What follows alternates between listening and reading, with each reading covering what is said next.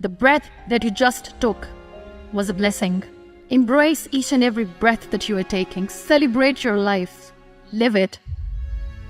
Don't die before your death. We all die.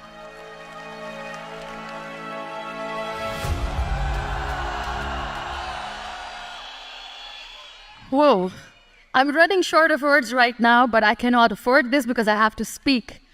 Thank you so much for all the love, for all the warmth. Thank you for accepting me. Thank you very much.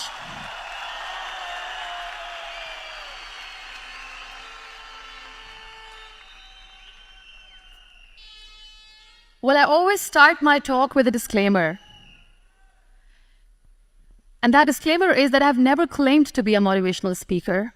Yes, I do speak, but I feel more like a storyteller because wherever I go, I share a story with everyone.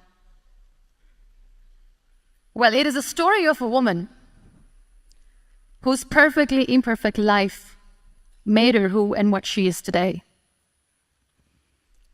It's the story of a woman who, in pursuit of her dreams and aspirations, made other people realize that if you think that your life is hard and you're giving up on that because you think your life is unfair, think again. Because when you think that way, you are being unfair to your own self. I believe in the power of words.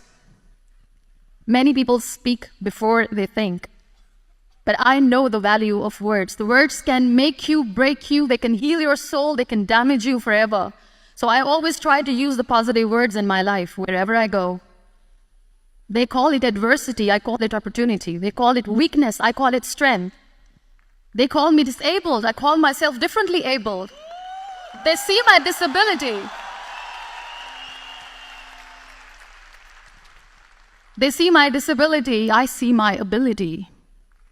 There are some incidents that happen in your life, and those incidents are so strong that they change your DNA. Those incidents or accidents are so strong that they break you physically. They deform your body, but they transform your soul.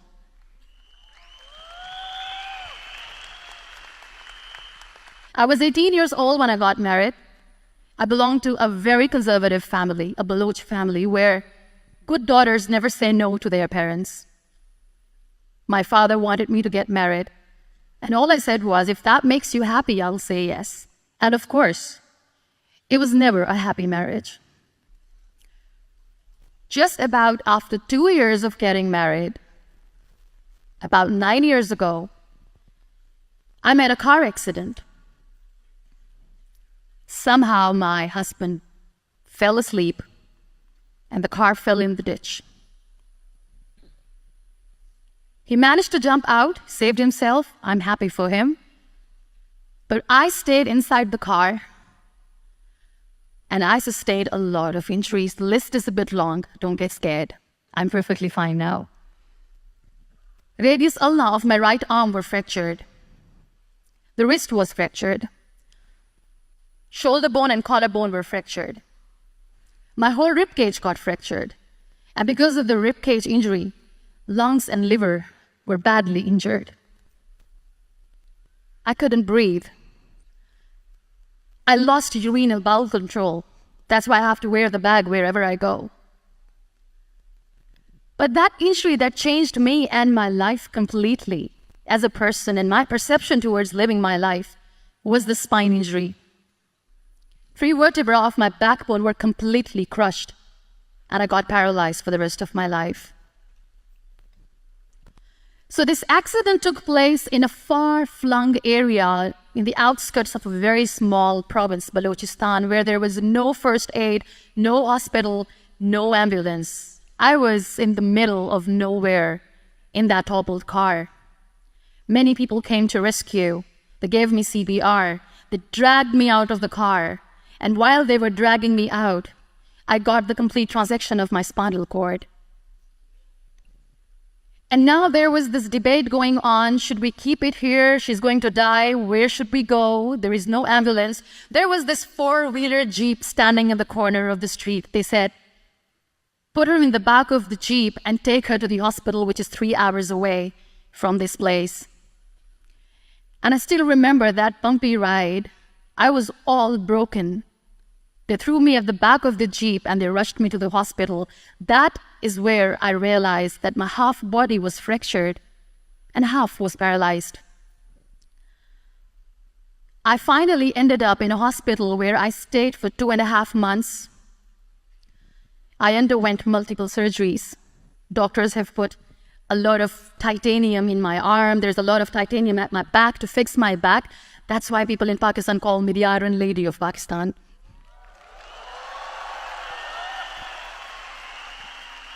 There are always turning points in your life. There was a rebirth day that I celebrated. After 2 years and 2.5 months, when I was able to sit on a wheelchair, that was the day when I had the rebirth. I was a completely different person. I still remember the day I sat on the wheelchair for the first time, knowing that I'm never going to leave this, knowing that I won't be able to walk for the rest of my life. I saw myself in the mirror and I talked to myself. And I still remember what I said.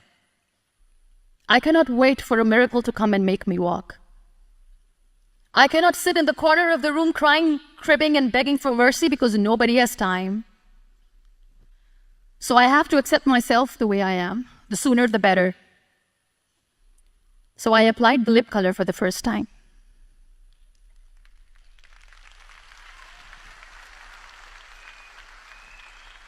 And I erased it. And I cried. And I said, what am I doing? A person on a wheelchair should not do this. What will people say? Clean it up. Put it again. This time I put it for myself. Because I wanted to feel perfect from within.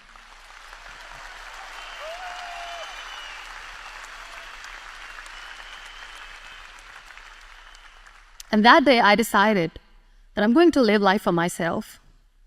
I am not going to be that perfect person for someone. I am just going to take this moment and I will make it perfect for myself.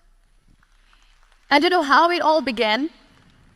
That day I decided that I'm going to fight my fears. We all have fears. Fear of unknown, fear of known, fear of losing people, fear of losing health, money. We want to excel in career, we want to become famous, we want to get money. We are scared all the time. So I wrote down one by one all those fears. And I decided that I'm going to overcome these fears one at a time. You know what was my biggest fear? Divorce. I couldn't stand this word. I was trying to cling on to this person who didn't want me anymore, but I said, no, I have to make it work.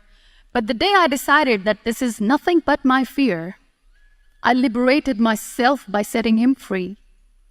And I made myself emotionally so strong that the day I got the news that he's getting married, I sent him a text that I'm so happy for you and I wish you all the best. And he knows that I pray for him today.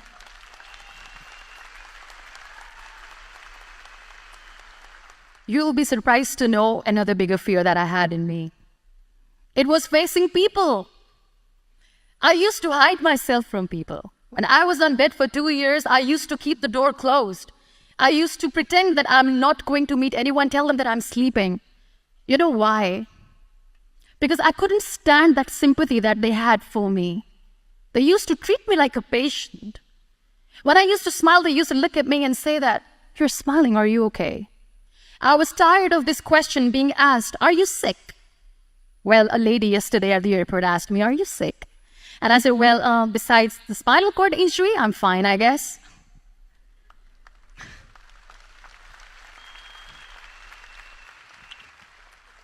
But those are really cute questions. They never used to feel cute when I was on the bed. So I used to hide myself from people, knowing that, oh my God, I'm not going to see that sympathy in their eyes. It's all right. And today I'm here speaking to all these amazing people because I have overcome the fear.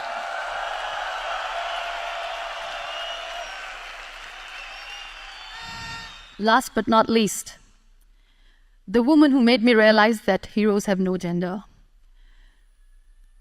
The woman who believed in me even when I was completely at the verge of despair, where everybody left, she was there. And every time I looked at her, without saying anything, she used to look at me and said, "This too shall pass. God has a bigger plan. And one day you will say that, oh my God, that is why God has chosen me." She never cried in front of me. She's always said that there will be haters, there will be naysayers, there will be disbelievers, and then there will be you proving them wrong. My mother.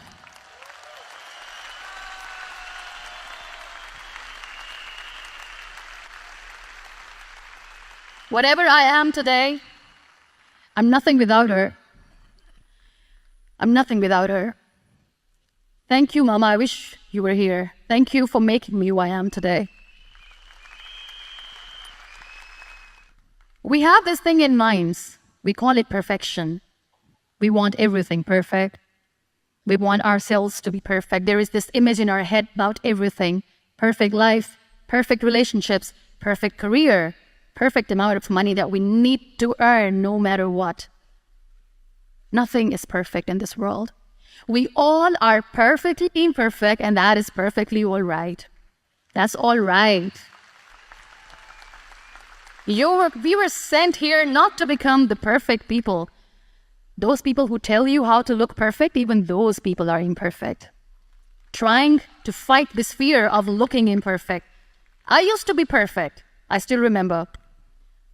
I got this compliment years ago when I used to walk. "Oh my God, look at you. You're fair, you're tall, you're perfect." Look at me now.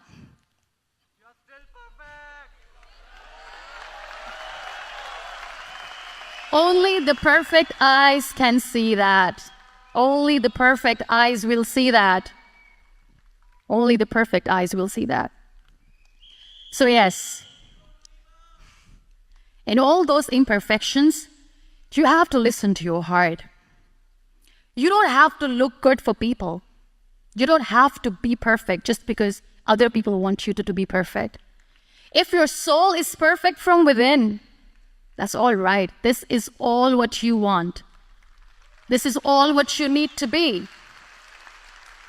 Our society has made very weird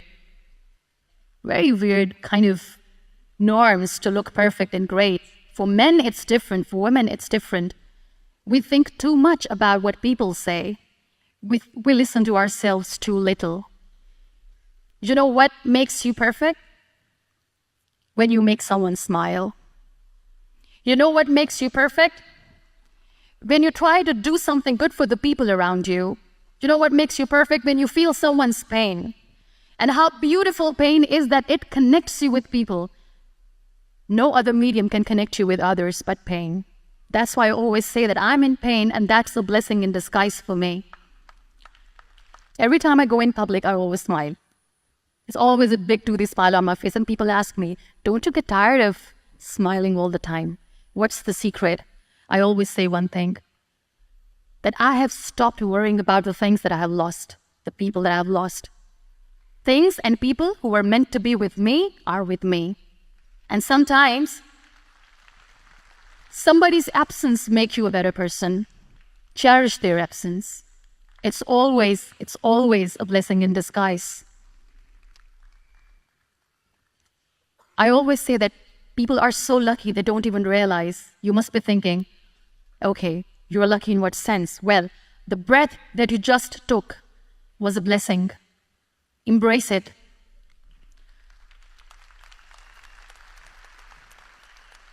There are so many people in the world who are dreaming to live a life that you are living right now. You have no idea. Embrace each and every breath that you are taking. Celebrate your life.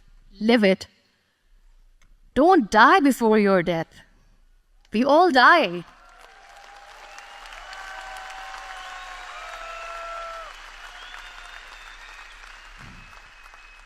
We live this one routine of a day for 75 years and we call it life. No, that's not life. If you're still thinking why you have been sent here, if you're still juggling with the concept of why you are here, you haven't lived yet. You work hard, you make money, you do it for yourself. That's not life. You go out, you seek for people who need your help, you make their lives better. You become that sponge which can absorb all the negativity, and you become that person who can emit beautiful, positive vibes. And when you realize that you have changed someone's life, and because of you, this person didn't give up, that is the day when you live. Always.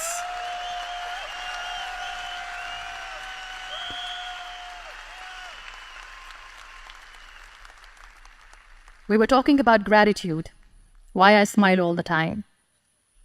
I cry all night when nobody sees me, because I'm a human and I have to keep the balance. And I smile all day because I know that if I will smile, I can make people smile. That keeps me going.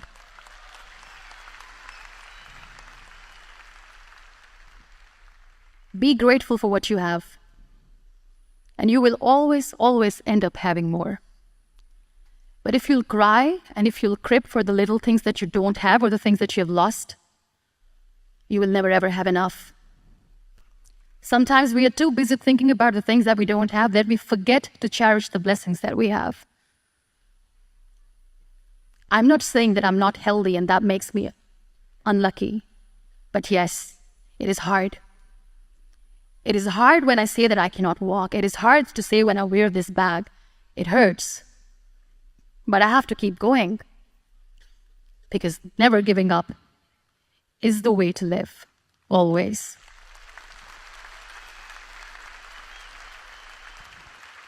So I'll end my talk on a very short note.